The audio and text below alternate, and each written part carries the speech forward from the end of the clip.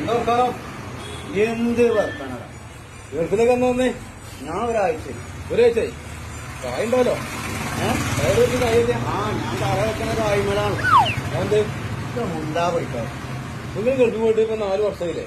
ഞാൻ 4 കൊല്ലം ഗൾഫിന് നിന്നിട്ടൊന്നും കാര്യമില്ല. അങ്ങനെ ഒന്നുമില്ല. ഞാൻ ഇവിടുന്ന് ഗൾഫിക്ക് പോകാൻ പുറപ്പെട്ടപ്പോ ആദ്യമായിട്ട് ഗൾഫിക്ക് പോകല്ലേ, ആ കുടുംബക്കാരും കൂട്ടക്കാരും ഒക്കെ ഉണ്ട്. ഉണ്ടാവുമല്ലോ. എല്ലാരും വന്നു, എല്ലാരും കരിയാണ്. ഞാൻ പോകല്ലേ.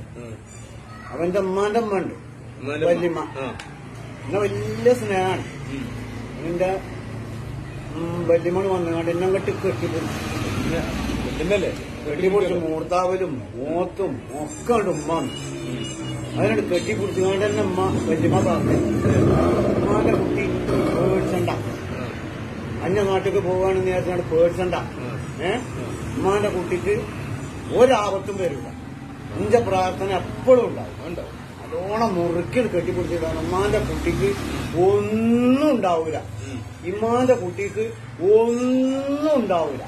ഉമ്മാന്റെ കുട്ടിക്ക് ഒന്നും ഉണ്ടാവില്ല എന്നുള്ള അവസാനത്തെ ഉമ്മി ഞാനവിടെ പോയി. 4 കൊല്ലം അവിടെ നിന്നു. ഇമ്മാന്റെ കുട്ടിക്ക് ഒന്നുമില്ലാതെ തിരിച്ചോട് പോരും ചെയ്യും. അങ്ങനെ 10 ഉറുപ്പിക കണ്ടിട്ടില്ല. ആ ജാതി